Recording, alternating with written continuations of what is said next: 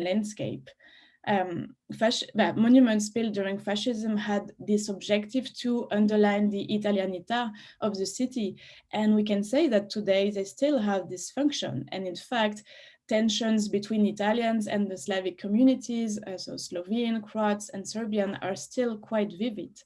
But I think there is hope. And in fact, the creation of a public history course in the University of Trieste by the professor Tulia Catalan in the autumn 2020, so right now, which is composed with students coming from every part of Italy. So that is not only students from Trieste.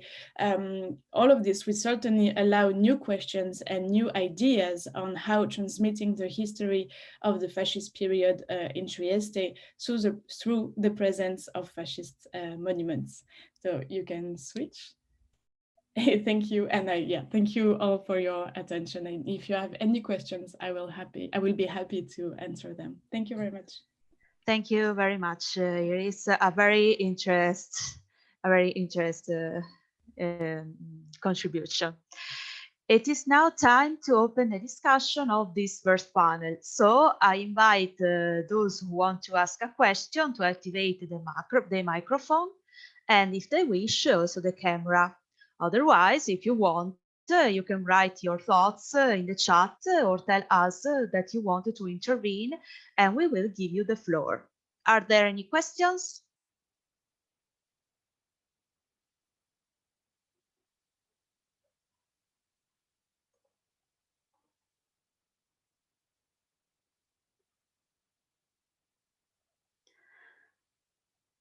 Okay, I have a question in the chat. I would like to ask to Francesca Vera Romano if she could explain more about the project Archivio della Memoria di Matera and its method on gathering and processing informations. Sure, I take my presentation back so I can show it better.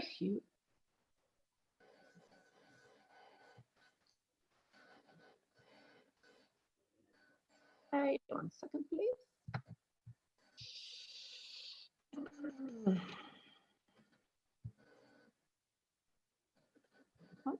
I have to share the screen first.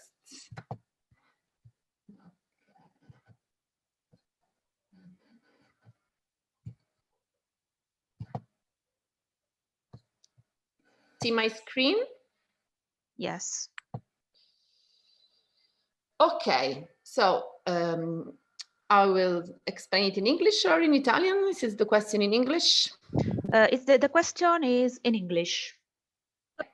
So this archive is in construction, and it will be useful because we'll connect. It's a sort of mnemothèque. So it's an archive of the memory that can reconstruct collective memory of the territory of Matera through the reconnection and the scheduling and digitalization of historical elements like pictures, for example, of the period of Sassi, with the photographs of maybe also Cartier-Bresson, all the photographers that tried to make a sort of shot on what was the peasants' culture, because one of the most important things in the Matera culture is the rural culture. So all the things about the peasant and rural culture.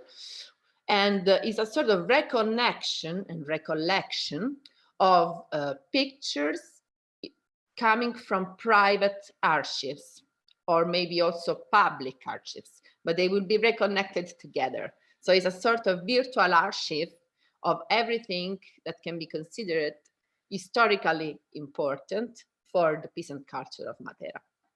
So the name is Museo Virtuale della Memoria Collettiva, where memoria collettiva, collective memory, it means the memory of the community. And so because of the rural culture, this is the most relevant element of the rural culture. So, for example, photos of Sassi inside, or maybe also photos of La Martella, or maybe also photographies of the Gravina, for example, Or other important things that are made, and I didn't put it in here. It was last year, yes, they made a virtual version of the museum in Palazzo Lanfranchi for the exhibition of Vangelo secondo Matteo of Pasolini, and it was like a multimedia archive because there were also digitalized letters that Pasolini exchanged with different members of the clergy that gave him the hint to decide to prepare a movie on Vangelo, on Evangelium. So this is one of the other archive activities in digital public Matera's history. Thank you very much. Hello. Thank you. Yes, please. Hi, my name is Franco Baldasso and I teach at Bard College in New York. I was very impressed by all the presentations and thank you very much for organizing this. And I actually have a question for Iris regarding her presentation. I found extremely relevant what everything you said about Bolzano and Trieste, and especially interesting how in the brochure that that you showed us, issued by Bolzano's municipality regarding a tour of the city through rationalist architecture, without, basically didn't mention the fascist past. And my point is that a number of these works are also works of art. You can just think about the landscape of Rome. That would be unthinkable without modern architecture of the 20s and 30s. And this is besides being a part of the fascist past, it's also a big component of Italian modernism. At that point, was also European modernism. And I wonder if you could comment on the fact on how to articulate this difficult heritage, because on one hand, these are fascist monuments. On the other hand, there is an amazing chapter in the history of modern architecture and even, I would say, modern thought as a whole.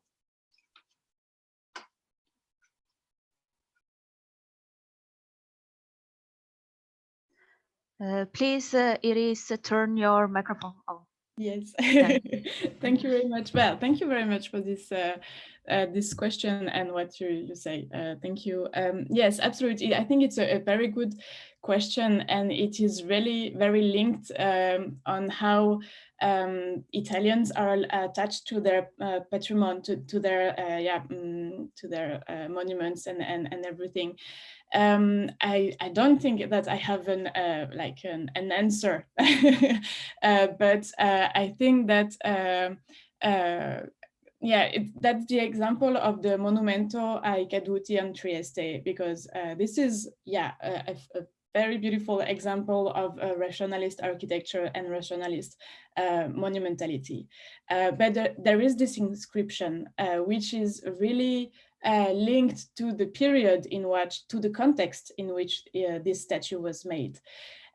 So I think that, I don't know if putting some plaques to explain the period is the answer to everything. I'm not sure, we can discuss about it, but I think it will be useful at least to know what, for this example, what War of Liberation mean for this monument, for this city.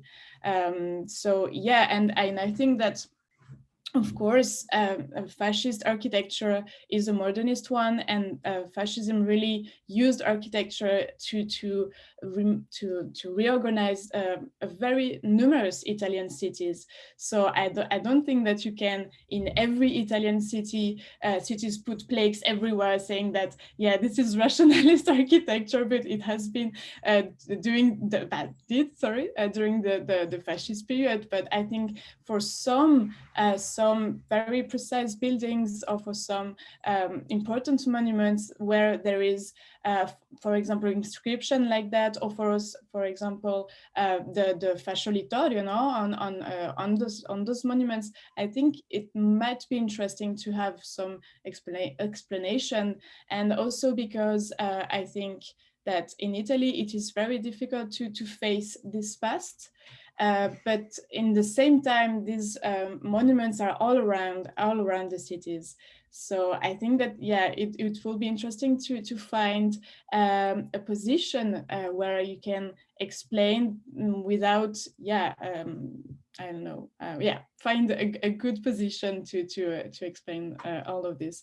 But I think it's really interesting to discuss about it, to find a better solution. I think discussion is the best way. Thank you very much. I hope I answer, but thank you very much for your question. Thank you very much. Any other questions? Hello, I have a question. Yes. I am wondering, just recently I've had experiences where I've been talking to people about my historical research, which feels more and more like public research than anything else, or public history. And those people have been like, no, that's anthropology. So I'm wondering what are some of the differences or some of the ways that we can maybe allow the methodologies of public history and anthropology, like obviously there's some overlap, but I definitely don't consider myself an anthropologist. So I guess it's just, what's the difference between public history and anthropology?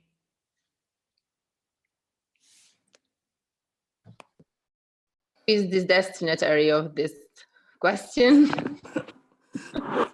That's what I was about to ask. I think it's for Stefano Dell'Aglio who can answer that. Well, that's not an easy question to answer.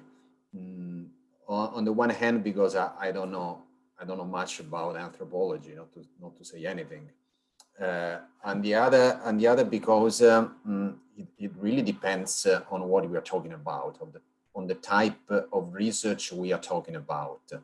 If it is a research that deals with trying as much as possible to understand the past, interacting with the local community, it can certainly be a public history research, and it might be something about anthropology, but I'm not sure as I said, what the boundaries of a discipline such anthropology are. I think that in more recent times, anthropology is switching towards, not just something about exotic communities in distant lands, but also some closer to us in terms of chronology, in terms of geographical context. So I really find it difficult to understand, to find a very clear definition, unless, for the fact that history deals about understanding the past, and anthropology may refer to the past, but not necessarily so. But also these very general considerations are not completely satisfying to me, because if you see, for example, one of the works that has been doing at the very PH at the moment, the work on tweets on COVID-19 emergency, we can see that public history can also be conceived on something, on understanding the present, because the COVID-19 emergency is a present issue, but putting things in an historical perspective. And also many of these works, there are thousands of projects on COVID-19 at the moment. Most of these works are conceived in a historical perspective because they are about preserving the memory. They are about working for future historians, making possible in the future to understand what is happening now. So also history, in the end, it's not just about studying the past, but also studying the present. It might be about studying the present in a historical and future perspective. So I'm afraid to say that, well, I've been talking a while, but I didn't really answer to your question, because I think it really depends on the specific type of research we are talking about. And it's probably that we may encounter many different type of research projects that lies at intersection between the two different fields.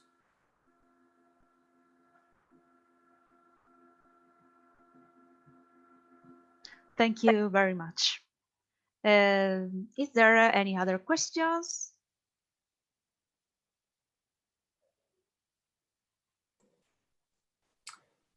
I would like to ask Iris something, if I may.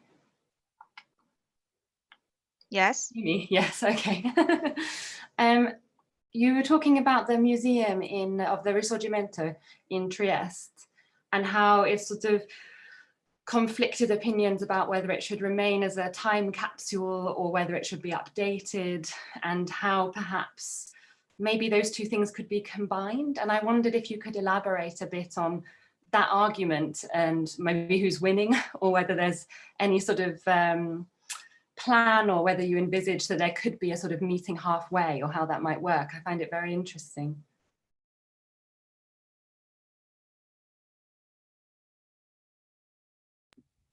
Well, thank you very much for this question.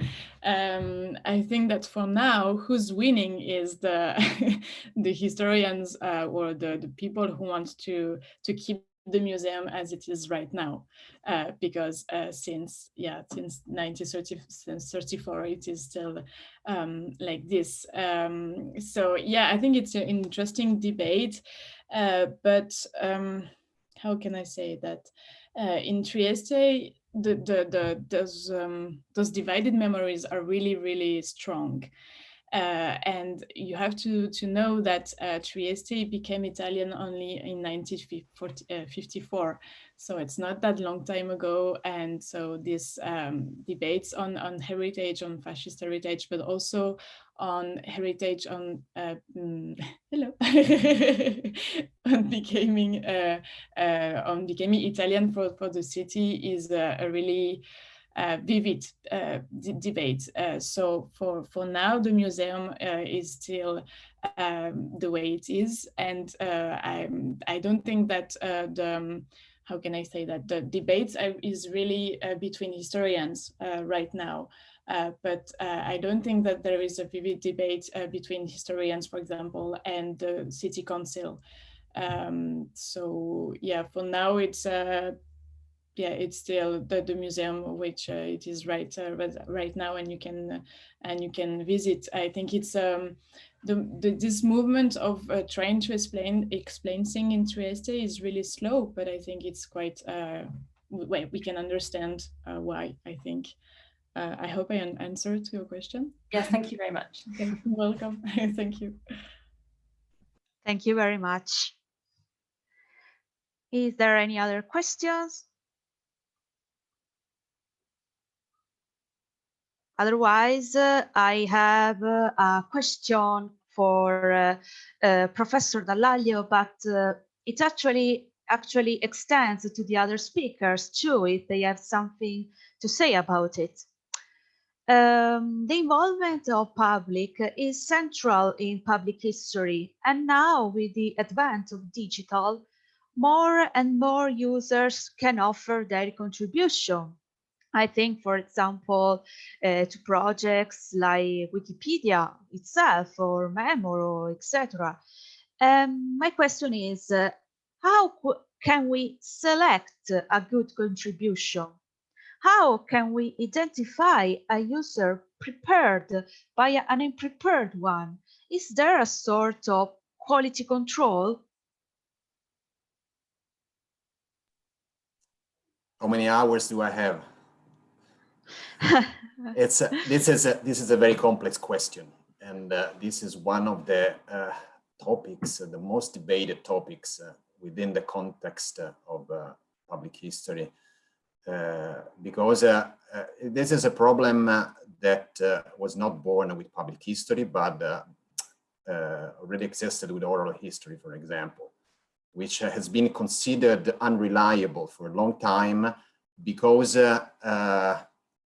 because personal testimonies and personal accounts or witnesses were considered to be unreliable. So it's of course a very delicate matter. There is the question of the shared authority, which is problematic because it means that a professional historian has to share part of his power, part of the power he's holding in order to decide what to do with his research or what the conclusions are, share this power with a non-professional community, a series of members of the public with no professional preparation. And this, of course, can be done in different ways, from, as I said, from source collection to the elaboration of the questions and the methodology and the conclusion. And it's not unproblematic. There are theories according to which a crowd is on a whole, upon some conditions, is more reliable than one single person. Even a single person is a leading scholar in the field. Because no one is completely unbiased. No one is completely unbiased. Even historians have their own perspectives, their own opinion, sometimes their own agenda. But of course, this is it's impossible to give a full answer. This is the leitmotif of the criticisms against Wikipedia, where a leading scholar in the field can be corrected and his own article can be amended by a plumber. Nothing against the plumbers, but I think that on a general level, this is a strength more than a weakness. But of course, there must be a quality control. There can be different quality controls in different contexts, depending on the type of research we are carrying out. And of course, there might be problems, but there are always problems with the interaction, even with the interaction on traditional sources. Because even I am an early modern historian, even when I read the testimonies and letters, documents produced by 16th century people, they are not unproblematic, because also they had their own agenda, their own opinions, their own ideas, their own mistakes. They also can, willing or not, transmitting false information. So the problem is complex, but overall, it can be evaluated on a case basis. But I think that overall, the participation of the public in the research, as I said, is more a strength than a weakness. Thank you very much. Okay, there is a question in the chat. I read it for you. Dear everyone, good morning. I would like to thank all the speakers and the discussant. All the papers were very impressive, and I thank you very much for accepting our invitation. I have a question that arose from a suggestion of Iris' presentation, but it could also be addressed to Professor Dallaglio. In one of the last slides, Iris mentioned the case of Indro Montanelli's statue that was covered in red paint. What role has played the digital, i.e. the interconnected world in which we live, in the spread of this phenomenon on a global scale?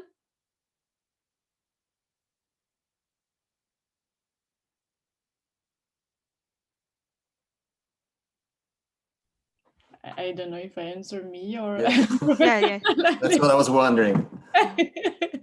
But well, since it's not my specialty, I just want to say that the role that the digital play is the one like to spread this movement of Black Lives Matter from the US to Europe. I think that's that's the role that digital played. But I will the specialist answer. No, I mean, I'm not sure I have something meaningful to say about it. I've been talking with the question of the monuments with my students, the question of monuments and vandalization of monuments in the wake of the killing of George Floyd last year. It's I think it's a very interesting question, as Iris said, all the relationship between preserving the memory and celebrating some problematic aspect of our past. So this is extremely interesting. I think that the role of the digital in this respect is limited in the question itself. The main role of the digital, as Iris said, is related to the propagation of something that was born in, I don't remember which state of the United States, to the whole world and in very rapidly. And so this is why a local movement turned into a global movement in the span of a few weeks. But this is not just related to the question of the monuments. This can be said for everything in our globalized era, where everything is based on internet communication, so very rapid communication and very rapid flow of information from each place to another. I don't think there is in the problem itself and the question itself on the relationship between, as I said, celebration of the memory and canceling the problematic past. I don't think that digital played a major role.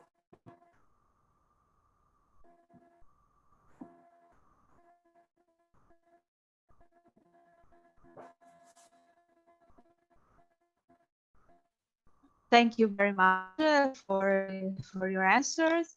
And is there any other questions? Or otherwise, we are moving to the conclusion of the first panel.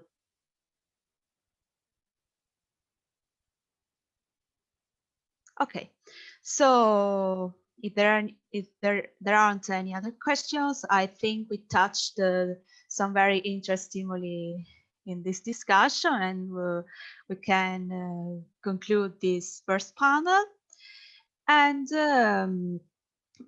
now we are taking a break, and we will meet us here at 11:30 a.m. for the second panel, entitled Arts, Museum and Cultural Heritage, Some Insights. The discussant will be Paola La Barbera of Ca' Foscari University of Venice.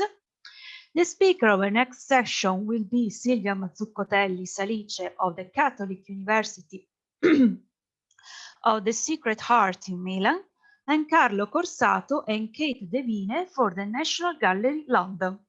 Thank you for your attention and see you soon.